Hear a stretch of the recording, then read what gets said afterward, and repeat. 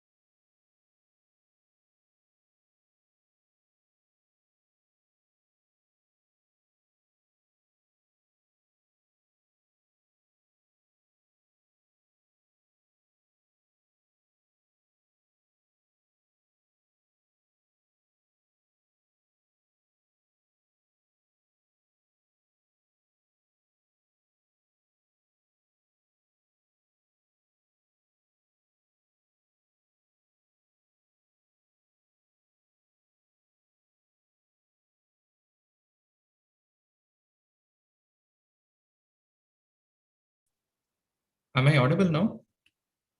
Yeah. Okay. Don't know what the hell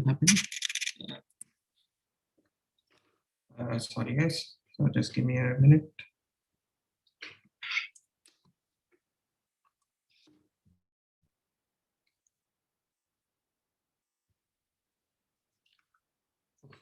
Okay. So where were we? Sorry, let me just set up the. I don't know if the stream also stopped in the process.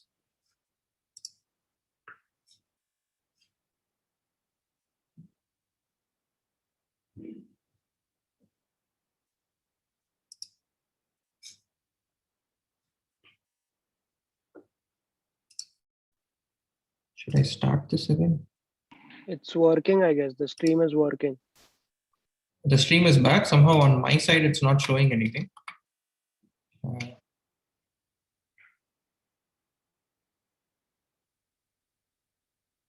Yeah, it's back. Okay, great. Okay. Okay, then let's start. Sorry, let's continue this thing. Where did that window go?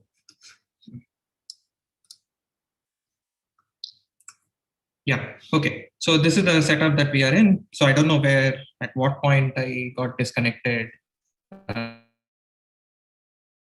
in this whole thing. Can you start from the first point? Yeah. The first bullet So- point. After the first bullet point.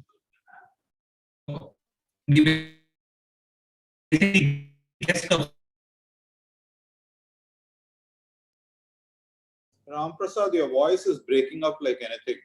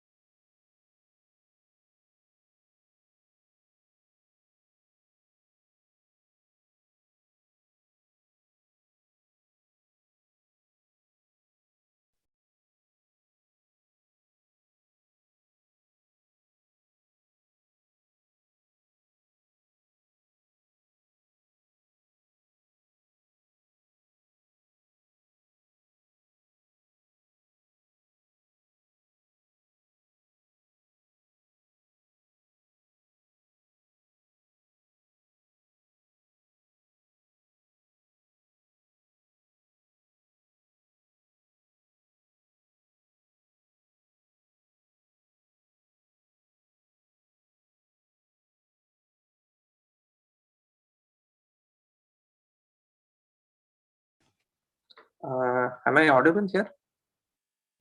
Yeah. Okay, so I'm just going to do from the iPad. I don't know what's happening with my desktop. And my screen is visible, right? I have no feedback right now, but okay, great. Okay, sorry about this. So, okay, so this is the setup that we are in. So we have a bunch of configuration that we are going to guess. And we are basically going to ask, is it the case that the j minus 1th configuration reaches the jth configuration in, okay, I shouldn't say jth, I mean j minus 1 times rth configuration reaches the j time rth configuration in r steps.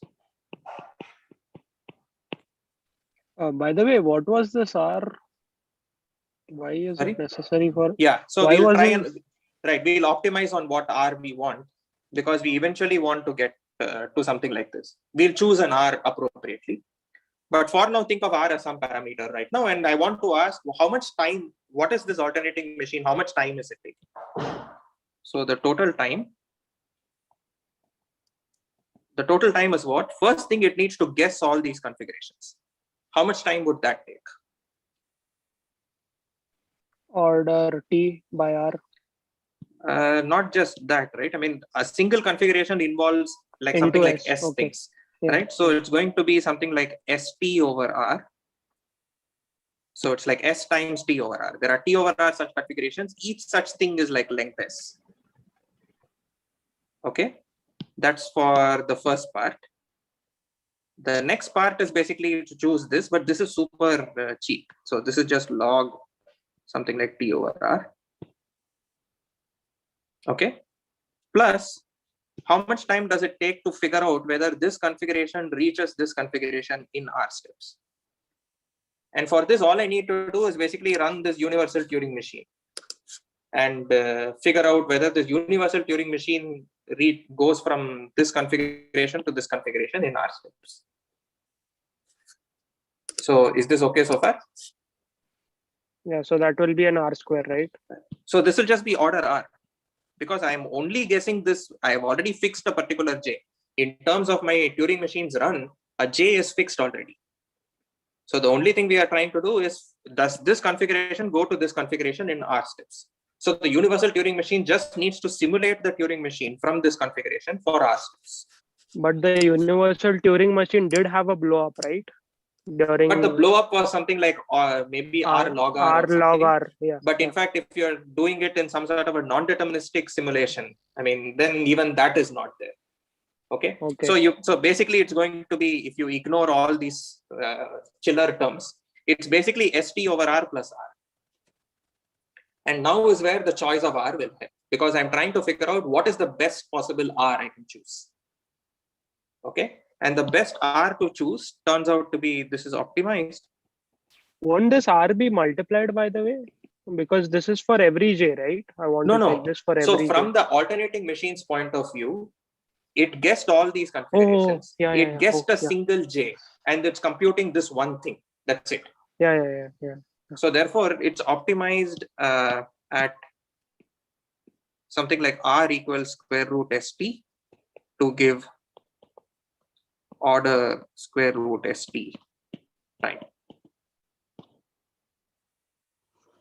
And that's the alternation trading theorem. Okay, cool. So this is what alternation trading is, and with these building blocks, we are now ready to prove the main result. Okay, and as I mentioned last time, because this class is closed under complement, whether you put a sigma 2 or a pi 2 here, it doesn't matter. Okay, good. Now let's prove the actual time space trade-off. 1 second.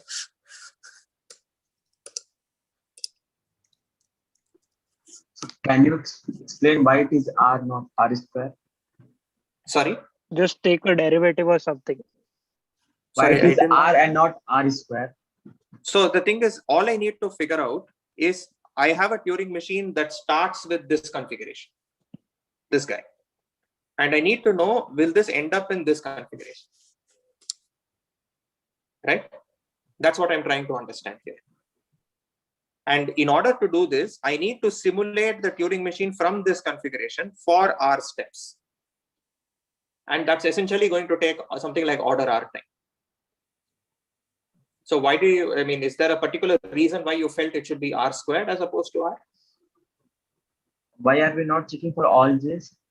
because the alternating Turing machine is going to just branch out on one possible j.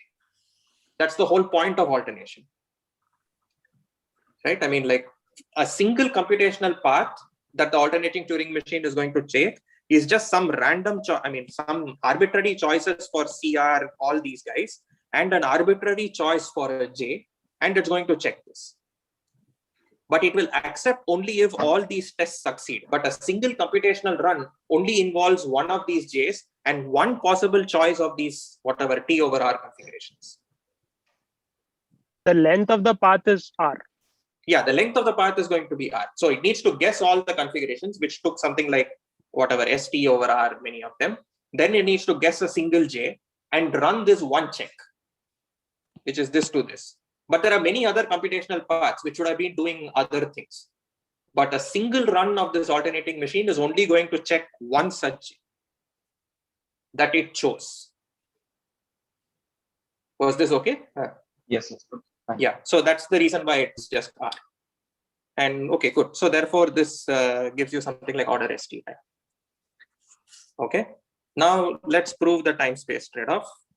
So we are going to assume, for the sake of contradiction, I learned that this is some abbreviation that is used often, that n time n is a subset of TISP n to the c and n to the little o of 1. Okay, and this n time t of n, I can write it as sigma 1 time of n, or I can write it as pi 1 time of n. I mean, because again, this class is closed under complementation. If sigma 1 time is present here, so is pi 1 time. Okay. Now here is the cool part, which is we are going to start off with pi 2 time.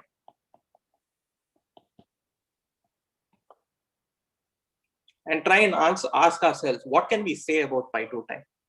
So the first thing I'm going to do is I'm going to do alternation elimination and say this has to be a member of pi 1 time of n to the c. This is something that we said above, which is that if pi 1 time, in fact, this is exactly this. Forget about the fact that this was actually running in small space. Just use the fact that it is in small time. So it's sort of, you can knock off one quantifier. Okay.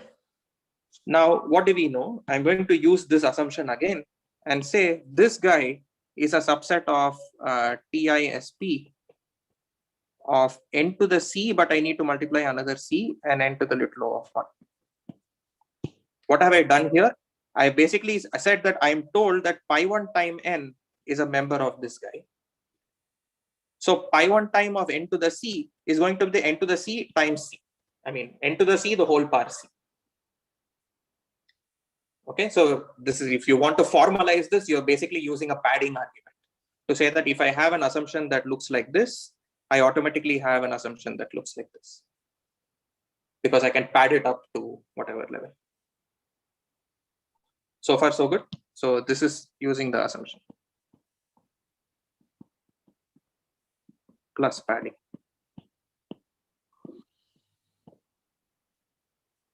Okay. And now comes the alternation trading. Okay, this I can write it as sigma 2 time. What should it be? It should be the square root of this times this. So it's the square root of n power c squared plus little o of 1. Which is just going n power c squared by 2 plus little o of 1.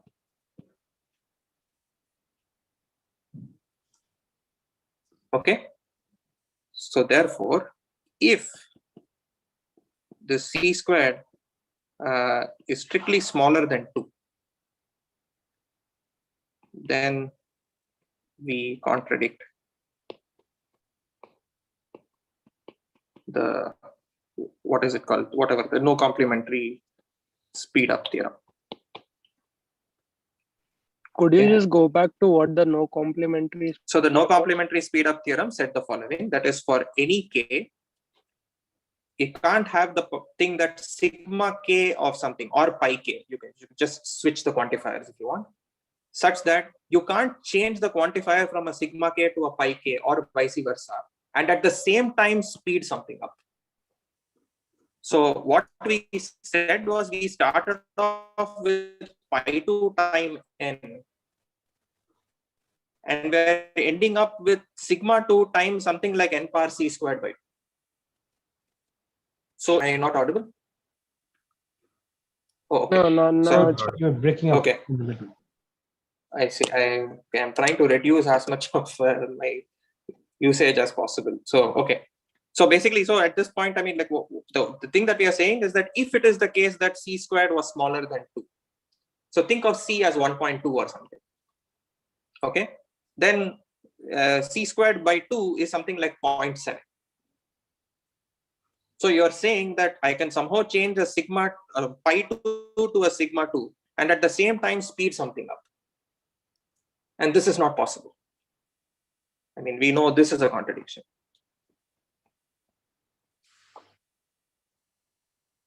Okay. And therefore, what this basically tells us is that therefore n time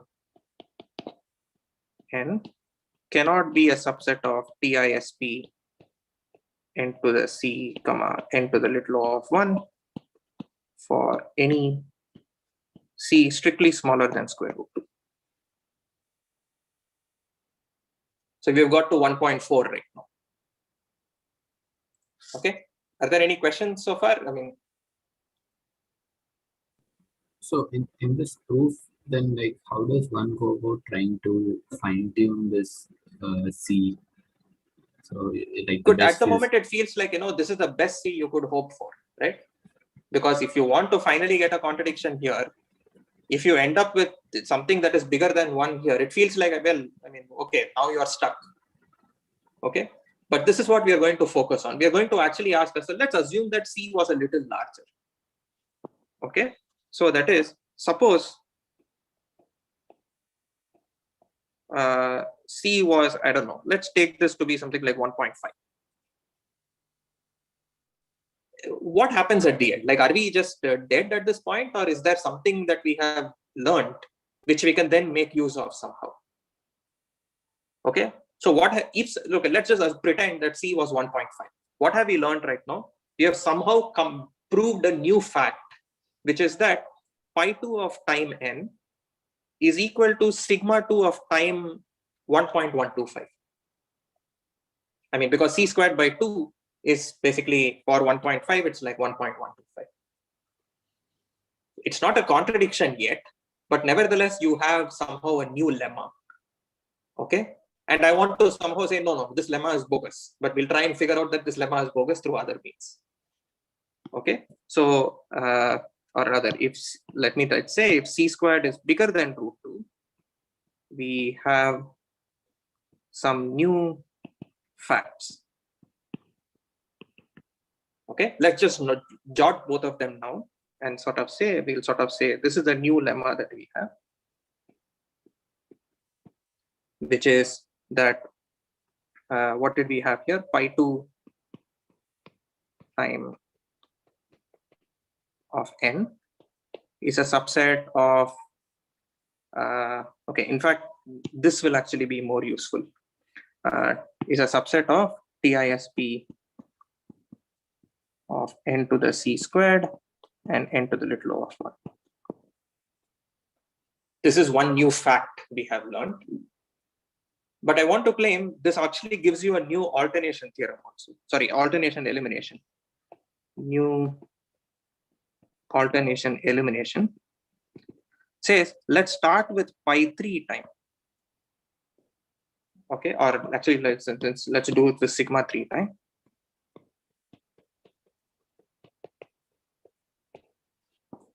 And I want to say that I want to eliminate a quantifier here. How do I eliminate a quantifier?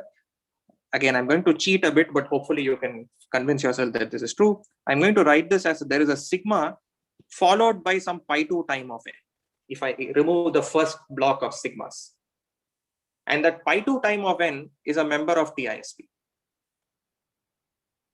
Okay. So I can write this as this TISP n to the c squared, comma n to the little o of 1. This is like some sigma 1.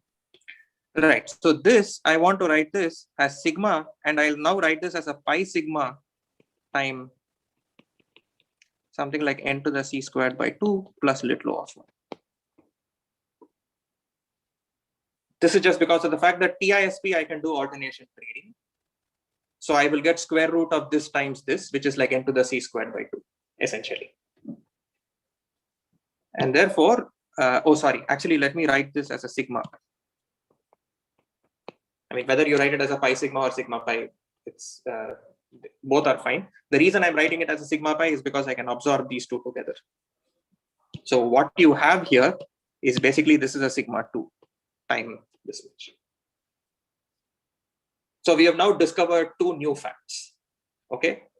Earlier, given a statement that n time this was present in this, every time I remove a quantifier, I had to blow up the instance by a size n to the c. But what we have now learned is that if I'm starting off with a level 3 in the polynomial hierarchy and I'm trying to get rid of one quantifier, somehow I can do a little cheaper than that, which is something like n to the c squared by 2. I mean, it's at least better than c if c is suitably chosen. Right? So we have somehow come up with some new facts, and I want to somehow make use of this now. And the last sort of thing in the argument we'll need is to revisit alternation trading and ask ourselves, okay, somehow going to higher levels of the polynomial hierarchy helped with alternation elimination. Can going to higher levels of the polynomial hierarchy help with alternation trading? Is what we are trying to understand. So now let's revisit what did we do for alternation trading. We guessed a whole bunch of whatever things in configurations in the middle. Okay. And then we guessed a particular j, and we wanted to make sure that the j minus 1th configuration went to the jth configuration, in a kosher manner. And this we said was deterministic time r. But let's stare at it and ask ourselves, well, if all I care about is does this configuration end up going to this configuration in r steps, what can I say about this? It's not just a time r sort of computation. It is time r and space at most s. Because the universal Turing machine is literally just going to simulate the Turing machine for r steps. And if in the middle, this guy never used more than s space, well, the simulation will also not use more than s space. So the whole point is that this guy is a TISP of r comma s. So I should be able to recursively use that somehow, right? So what can I now write this as? I can write it as there's a big there exists. This is the part where you check the configurations. And now there is a for all, which is the part where you check for the j. And now I'm doing a TISP of r comma s. But that I'm going to write this as a for all there exists of time square root of rs.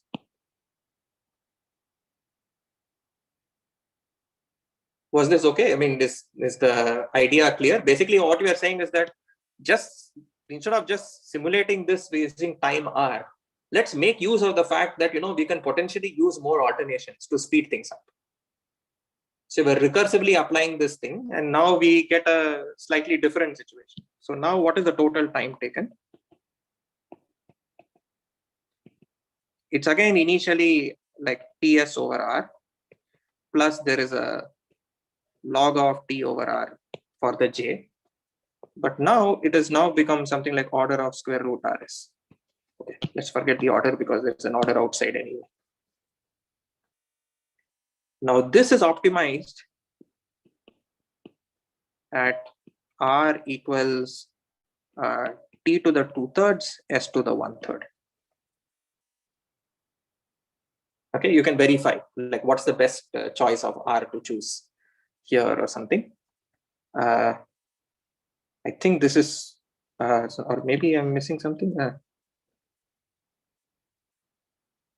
I think this is the r that works, and the best time basically becomes order of t to the 1 by 3, s to the 2 by 3.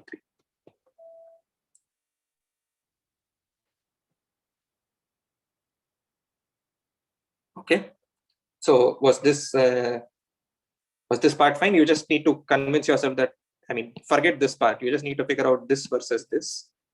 And turns out the right choice is something of this sort.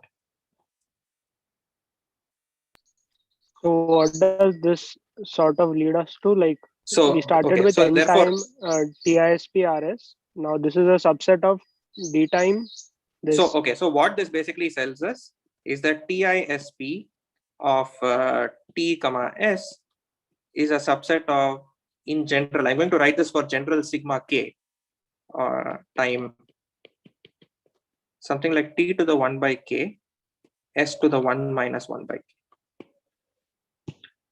Earlier, we were setting k to be equal to 2. So we got square root t and square root t. So it was t to the half, t to the half. Now, if you set t equal to 3, you end up with t to the 1/3, s to the 2/3. And if you now have higher and higher k, it will now become t power 1 by k and s power 1 minus 1 by k. And in all our situations, this s is super small. So basically ignore this. So think of s was little o, n to the little o of 1. So all of this is not going to matter. So we have now revisited alternation trading, and somehow it now tells us that going to higher levels of alternations is somehow helpful. Okay.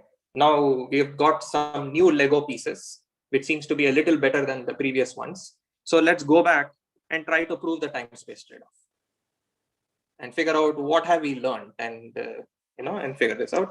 Last time we started off with, let's look at pi 2 time. Now what we're going to do is let's look at sigma 3 time.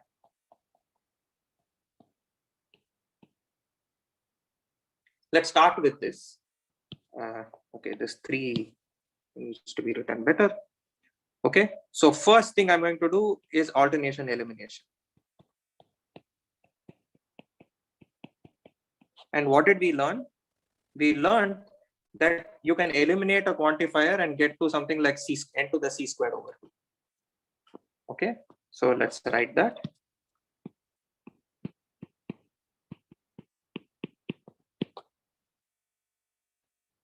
Okay, and now we are going to go back to that statement, and we discovered a new lemma, which was pi 2 was contained in TISP of n to the c squared. I mean, the same thing is also true for sigma 2. Right? So what we have here right now is sigma 2 of something else. So I need to appropriately pad this up. So this is going to be a member of TISP of what is this going to be? So this is going to be n to the c squared by 2 times c squared plus a little o of 1. Okay, so that's like c power 4 over 2.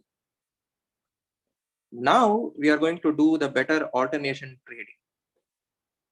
And what are we going to get? This is going to be in pi 3 time of essentially this to the 1/3. I mean, because oh, sorry, I should have probably written n to the little o of 1, but that is like some chiller term, which we don't care about. So you're going to end up with n power c power 4 by, there is a 2 and there's going to be a 6. 3. So this is like by 6 plus little o of 1. Now, when will we get a contradiction? If it so happens maybe c that c c raised power to 4 is by smaller than 6. Exactly. So therefore, if c power 4 is smaller than 6, then we have our contradiction.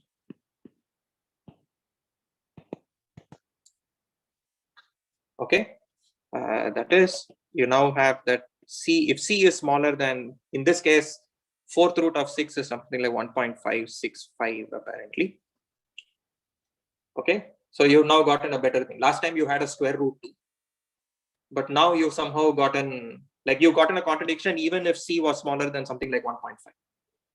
And what you had to do for this is to basically go to one more level of the alternation. Okay. But on the other hand, you can now again ask the following question. Okay, fine. If C was smaller than 4th root of 6, we have our contradiction. But suppose C was a little larger than 4th root of 6. Then we'll get some 2 new facts, which will say something along the lines of sigma 3 time. This is a subset of, what did we learn? We learned that sigma 3 time is a subset of this guy. Okay. So that is going to be TISP of n to the C power 4 by 2 plus little o of 1, comma n to the little o of 1. And we also get a better a quantifier, I mean, alternation elimination statement, which is, I mean, this is similar to what we had done last time. If you can actually figure out that this looks like n power C power 4 over 6 plus little o of 1. Something, I mean, you need to go through what we did and then you figure out that these are some 2 new facts that we have. And you can now rinse and repeat. I mean, if you did the whole thing again, repeat the whole thing with, you start with sigma 4 time.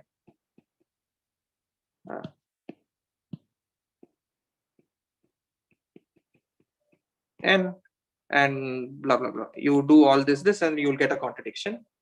And I'll just save you the trouble and you get a contradiction.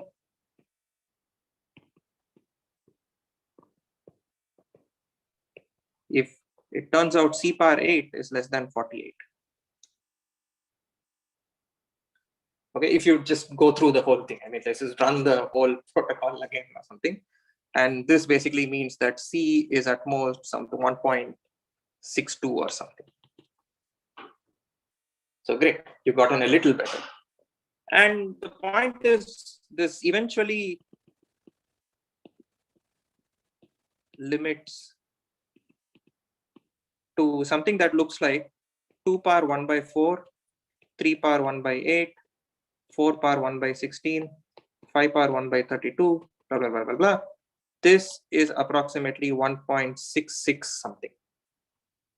Okay, 1.6617, blah, blah. So this particular whatever method that I said, you try something, either you get a contradiction or you get a new fact. You use the new fact for the next level, etc., etc. Okay, and Ryan Williams basically was asking, what is the best constant you could hope for? I mean, by using this sort of Lego type thing. If you want to use your assumption, alternation elimination, alternation trading, no speed, no complementary speed up, put together in some weird ways, what's the best constant you could hope for? I just gave you one particular way of putting them all together to get a contradiction. And he showed that the best constant you will actually end up getting looks like something like 2 cos pi over 7, which is this 1.8 stuff. And there was actually a paper by Buss and Williams, Sam Buss and Williams, that basically showed that this is achievable. By achievable in the sense that you can figure out a way of putting them together to get 1.8 something. And that's the best theorem that we have currently. Okay. So at the end of it, it doesn't feel like a super impressive theorem in the sense that all we are saying is that, okay, SAT cannot be done in time smaller than n power 1.8 if you are using subpolynomial time. But that wasn't the point of why we did what we did today. I mean, would you have believed beforehand that, a statement of this sort will involve going to something like the 4th level of the polynomial hierarchy? And somehow the fact that going to higher and higher levels of the polynomial hierarchy is somehow helping to prove statements of this sort. And in some sense, the reason is because whenever you're dealing with things that have both time and space in it, some of these alternating Turing machines are a spectacular bridge to sort of play with things like this. So Aurora Barak in the textbook, they basically do this thing of less than square root 2. But the subsequent steps I don't think is there in Aurora Barak, but I'll try to share some notes for this. I mean, if you want to work it out yourself. There's also Ryan O'Donnell has this graduate complexity theory course, and he does this entire thing. I mean, his video is available online. So I'll invite you to take a look at this. So yeah, so I mean, hopefully this. So SAT belongs to this end time n. Then why is it that it doesn't belong to the right hand side? No, I mean, SAT essentially, so SAT belongs to n time n. And therefore, you know that SAT is not a member here. Why? That you know. Sorry? No. Why would that be true? Because I mean, this is saying, okay, actually I should have said something more. I should have said that if it so happens that SAT is a member here, then everything in n time n reduces to SAT in something like n log n time or something. So you will basically get that n time n, you just need to replace n by n over log n and everything will work. I'm just ignoring all these log factors that could be there. So just think of it as like n time n is synonymous to SAT. I mean, there's probably one extra log factor involved, but just forget about it. That's not going to make much of a difference. What I'm not getting is the point that suppose you assume that SAT belongs to the right hand side, then how do you arrive to a contradiction? Okay, so let reduction, right, which makes everything in left hand side come into right hand side. Yeah, so basically take any L which is in n time n. So this will imply that L can be reduced to some formula phi, okay, which is like an instance of SAT, and the size of phi will be like order n log n. So I should technically be putting maybe one extra log factor here, but I'm just ignoring all those log factors. So morally speaking, you might as well assume that the left hand side just has SAT. Okay, so I hope this time space trade-off was fine. I think all these technical hurdles, etc. I mean, we spent a lot more time on this than what I had originally planned. But that's okay. Okay, so I hope there is some. I mean, you have a slightly better appreciation of the alternating Turing machines and how useful they may be to prove things that doesn't seem to involve any alternation at all. It seems like a very vanilla type statement, but somehow alternations help. And actually going to higher and higher levels seem to help more and more. We got better and better theorems as a result. Okay. So yeah, so this is the part one that I wanted to do. And now we are going to switch topics and go to this thing called what Boolean circuits are. Okay, we'll be dealing with this in this lecture and the next lecture, but it will keep showing its face throughout the course in various contexts, but at least we'll get familiar with this in the next lecture. Okay, so what is a circuit? Well, it's easy to describe by a picture, and it's basically something like the thing on the left. You're made up of AND gates or OR gates or NOT gates and so on, and you basically start with your input and slowly keep putting these gates together, and at the end of it you may have an output. That's what a circuit is. Formally speaking, what is a circuit? A circuit is basically a directed acyclic graph, which is often abbreviated to just a DAG. Okay, and the internal nodes of the DAG are made up of three types, which is an AND, OR, or a NOT. Okay, and the leaves are all going to be labeled by x1 through xn, and so naturally the output gate, that is, we are going to assume that there is a single node of sort of like out degree 0. Normally you put arrows as to how computation flows, like the direction in which computation flows, and the node of out degree 0 is called the root, and that's like the output node. And in this case, well, if I feed in a 0, 1 value here, I'm going to end up getting some 0, 1 value depending on the input, because whatever this computation means. So we'll just say the output computes a certain function. The function is basically, if I feed it this on the leaves, what is the output going to be? That's what this function is. And we're going to say this circuit computes this function. Okay. And in some instances, maybe you have multiple output gates, in which case you can sort of say the output is not a bit, but maybe the output is, I don't know, string or something. It depends on the sort of context you are working in. In some situations that may help. Okay, now let's ask multiple the following. outputs. Yeah, maybe multiple. I mean, in case you're not computing just a yes/no answer, but you're actually computing some value, then you may want to write down the value, but the writing down is saying I will write it down in binary by actually having multiple outputs. It depends. It depends on what context you're in. Okay, now let's ask ourselves, suppose I give you a Boolean formula, I mean Boolean circuit like this, and I ask you, does this solve, I don't know, some question like we care about, called, let's say, SAT. That is, if I feed it a particular formula, I mean the encoding of a formula as input, will it correctly tell me whether the formula is satisfiable or not? Okay, this could be a question, but at the moment there is a type issue here. And what is n? That is, if I give you a circuit, it can only handle inputs of a fixed length.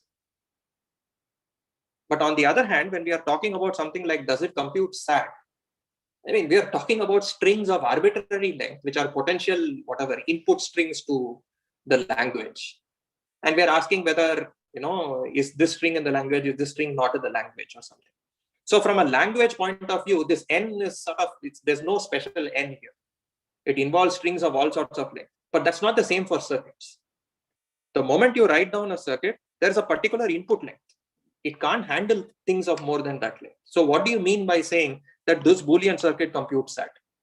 This seems like a meaningless statement. I mean, there's some type issue here. Because a circuit can only compute a function of this sort. SAT is not a function of this sort.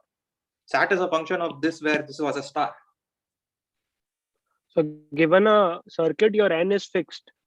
Yeah, my n is fixed. So it doesn't make sense for me to say, does this Boolean circuit compute this problem? Okay. So to fix this, you define what are called circuit families, which is you basically say, okay, fine. I understand that, a circuit as only works for only one length. Okay, fine. I will give you one circuit for every length. Okay, if you have an input of length 100, run the 100th circuit. Okay, so morally speaking, okay, this sort of technical problem at least I will stop. So this is what a circuit family is. A circuit family is just a sequence of circuits indexed by an I. Sorry, this should not be, crap. Okay, there should be no n here. I mean, it's like I going to infinity. I mean, I going from 1, 2, 3 all the way to infinity. And what's the semantics? The semantics is that I want to say a certain circuit computes a function, like a true, like this is like a language, right? The set of all things on which I output a 1 can be thought of as a language. This is like saying I give you a SAT formula, or rather if I give you an instance, you tell me whether it's satisfiable or not. It could be any function that you care about. Okay, and this is like saying that it computes this function of arbitrary length inputs, in the sense that if you feed it an input of length I, I'm going to run the ith circuit and figure out if they output the same value. So that's the only thing extra that we are saying here. So I hope the definition of what a circuit family is clear, and as to what it computes, like what is the function that this family computes, is also hopefully clear. Now that you have a circuit family, you can talk about what is the size of this family in the sense of asymptotics. In the sense of what I want to ask is, I will say this family has size S of n if the ith circuit has size at most S of I. And now when we say that, I have a polynomial size circuit family, what I mean by that is the nth circuit family must have size at most n to the c for some constant c. And so you mean the number of nodes, right? Yeah. So yeah, okay. I should have mentioned the size just refers to the number of nodes, or maybe the number of wires that are present. You take whatever is whatever sensible notion for size. Okay, and not going to make too much of it. So this is what it means to say I have a circuit family. So we'll often hear this phrase, there's a circuit family of so much size that computes, say, SAT, or that computes some other function or something. And hopefully now you know what that would mean. Okay, so let's start with the most basic thing, which is the fact that every function that you care about can trivially be computed by a circuit of not too large size. That is, the size will be something like n times 2 to the n. Again, I'm thinking of a particular slice of a function in the sense that I only care about inputs of length n for now. And I want to ask, okay, I want to compute a stupid circuit for this function, the stupidest circuit I could think of. Can I give an upper bound on this? And this is the most silly upper bound. You just run over every possible input and decide whether you're accepting that input or not. So there will be a, just a CNF representation or something, whatever this thing is. And in fact, if you spend a little more time, you actually something like 2 to the n over n is sufficient. Like you can tinker around a little bit and make this a stupid thing a little less stupid, and try to come up with a slightly better way of computing any function, but it doesn't matter. Okay. So, okay, good. So at least there's an upper bound for no matter what thing that you do. And like always, now that we have defined a new concept, let's define a new complexity class, which is going to be this class P over poly. Why is it called something divided by poly or something? Seems like a weird notation, but I will try to make this clear in the next class. Okay. And these are all going to be languages that are decided by polynomial size circuit families. That is, there is some circuit family, C1, C2, blah, blah, all the way till infinity, such that the ith circuit has size at most n to the c, and it correctly computes the language that you care about. So the set of all languages that can be decided by circuit families of poly size, we'll call P over poly. And this size n to the c is, again, it's basically the set of all languages that are computed by circuits of size n to the c. I'm not explicitly writing it down, but when you see size n to the c, that's what it should be. So is the definition clear right now? What this class P over poly is? So, okay. So let's try and understand, well, where is this class? Like, what can I say about things like this? Maybe the first thing you should ask yourself is, okay, we already knew the class P, which is a set of all languages that can be decided by a deterministic Turing machine that runs in polynomial time. Now, firstly, is everything that can be solved by a Turing machine in poly time, can it also be solved by circuits of poly size? Okay, and I mean, you should sort of believe that this ought to be true. I mean, okay, it's just a question of trying to prove it. And the proof is actually very similar to Cook-Levin.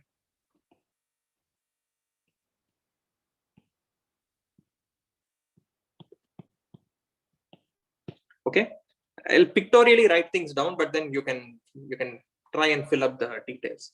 And as always, is it like suppose you are given at some point the tape has something written on it, and then it's going to the next maybe after it's applying the transition function, it's going to something else in the next step. So then there's some AND gate in between. Exactly, we're going to do exactly that. So all we are going to say is we're going to write down the configuration graph, or not the configuration graph, but the computational tableau that we have, and just somehow encode the fact that the tableau is legitimate using a small circuit. Okay, so this is again the start. And eventually I want to check if it is an accepting configuration.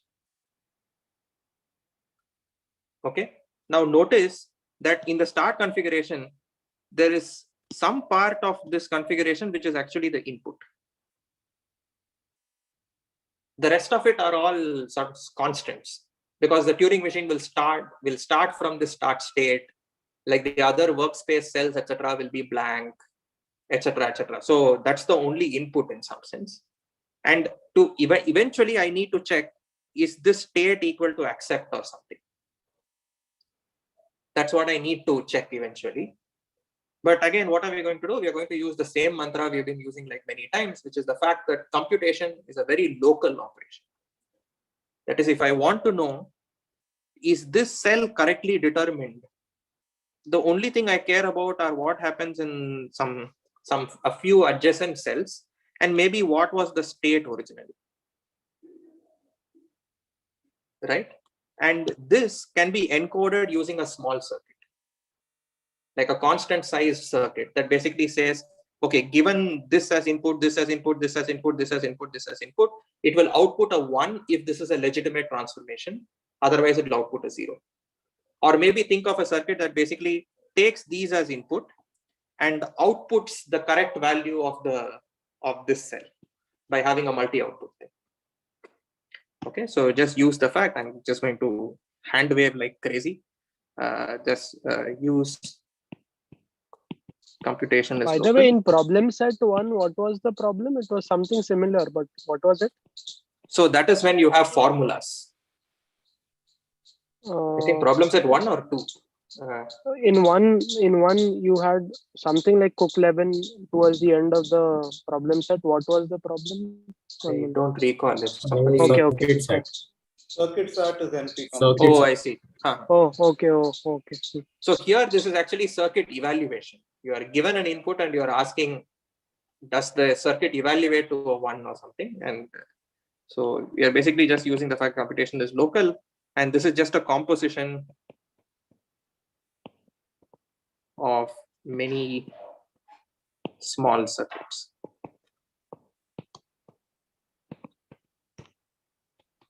Okay, I am being super vague here, but hopefully you sort of understand. And in fact, you can check that the circuit size is going to be roughly order T of n squared.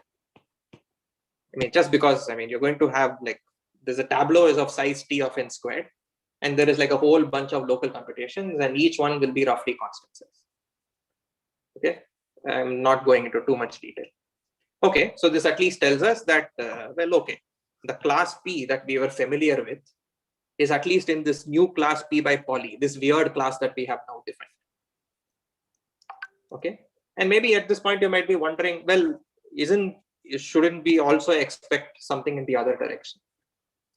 Shouldn't it be the case that everything that can be done by small circuits, why can't a Turing machine?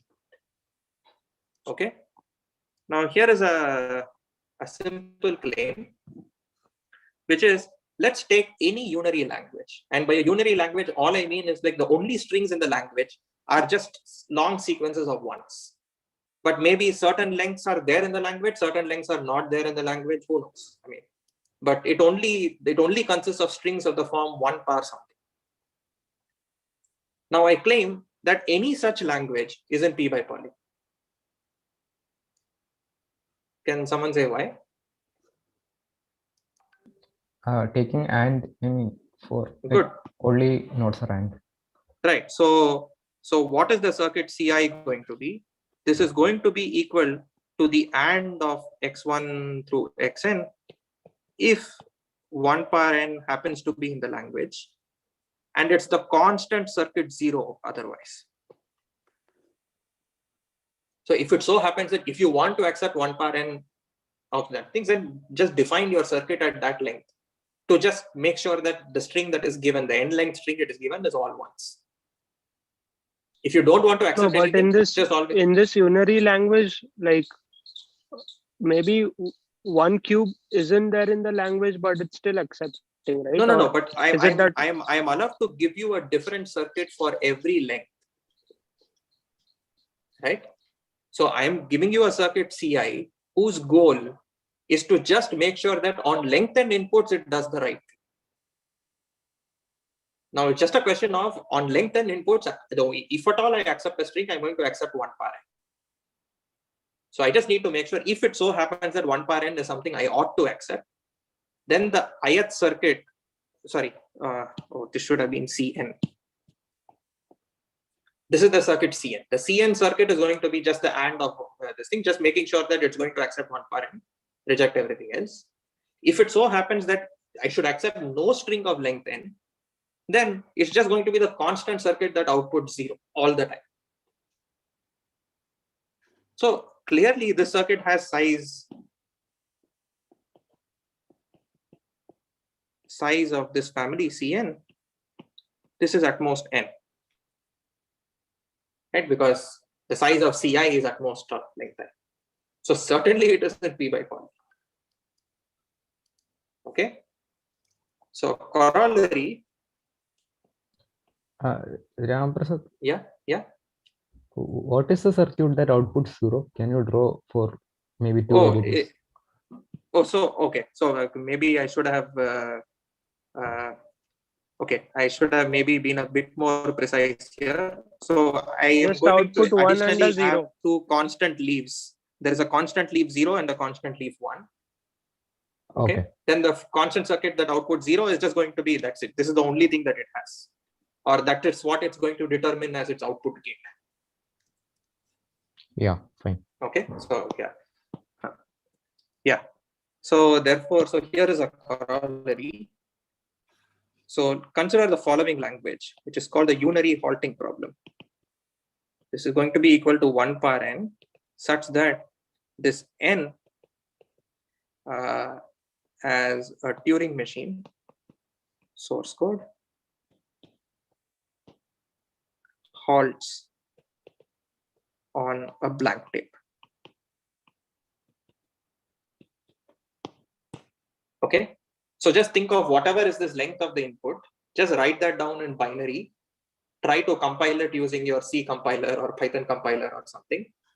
And if you run that code, does it halt or not halt? Okay, this is some ridiculous language. I mean, like, it's some bizarre language. It's certainly not even computable. It is not decidable.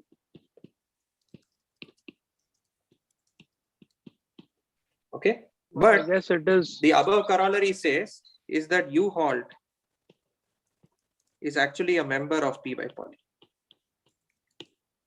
Because this is some unary language. I don't care about anything else. The previous claim says that any unary language is in P by poly.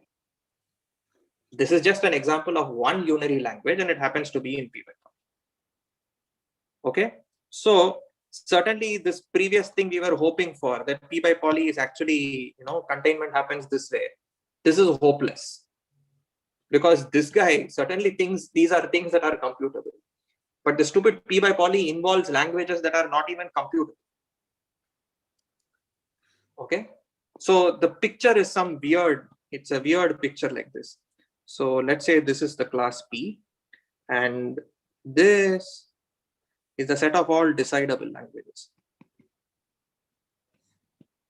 How do you spell decidable? Is there an E or no E? Okay, whatever. Oh, there's no E. Okay, ignore it. Okay, now P by poly certainly contains the class P.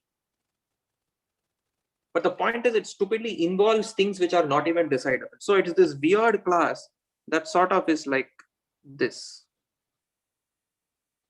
So this is the class P by poly.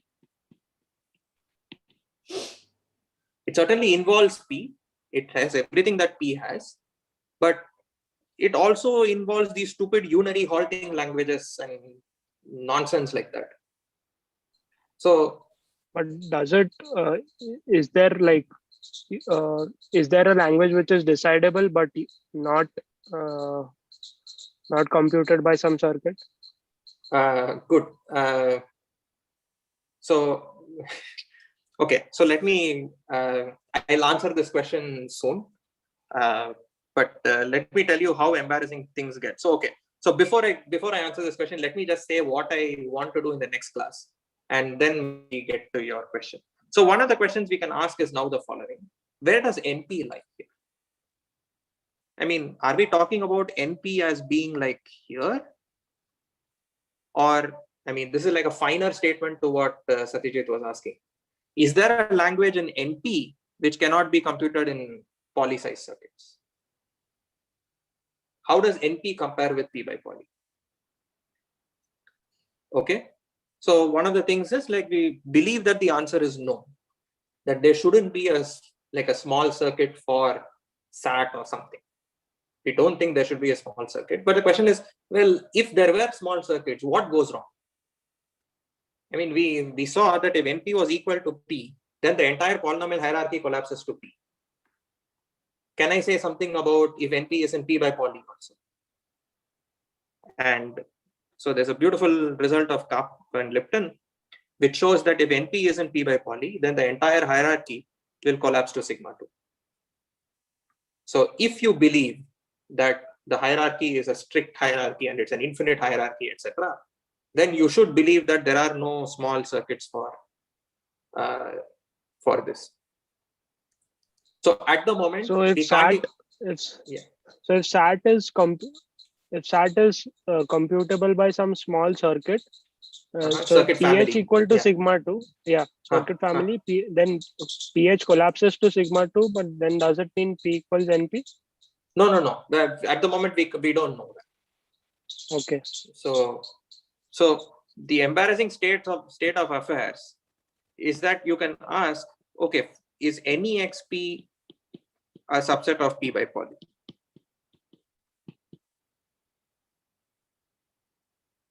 Okay, non-deterministic exponential time. This is huge. This is like a class, I don't know, it's like somewhere here. I mean, there's no scale, but anyway, whatever. I mean, it's like a huge class. And if you're asking, does that have small circuits? And the thing is, we don't know if the answer to this is yes or no. Again, we believe that the answer should probably be no, but we don't know for sure.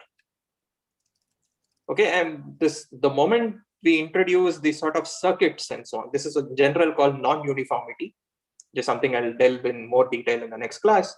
And basically, we know very little once it comes to that. I mean, we know, okay, there'll be some crazy consequences of statements of this sort. None of them appear like contradictions. I mean, yeah, if NP isn't P by poly, then some weird thing happens like pH collapses to sigma 2. But this is not a contradiction at the moment. So yeah, we don't know. Okay, so in the next class, what we'll do is we'll basically prove the Karp-Lipton theorem and generally talk about this concept of what is called Turing machine with advice. Proof of this, and in general what are called Turing machines with advice. With advice somehow means like a verifier or something, or no, this is, yeah, it'll be a little weird. I'll show you what this means, and just to justify why is there a slash poly, I want to somehow say this is like a polynomial time Turing machine that's given polynomially many bits of advice or something. We'll formalize this in the next class. So that's what is going to happen. And again, I'll just remind people, this is on Friday. What date is it? It's like 26th. At 11:30. Okay, so let me stop here. I took a lot more time. Okay, are there any questions?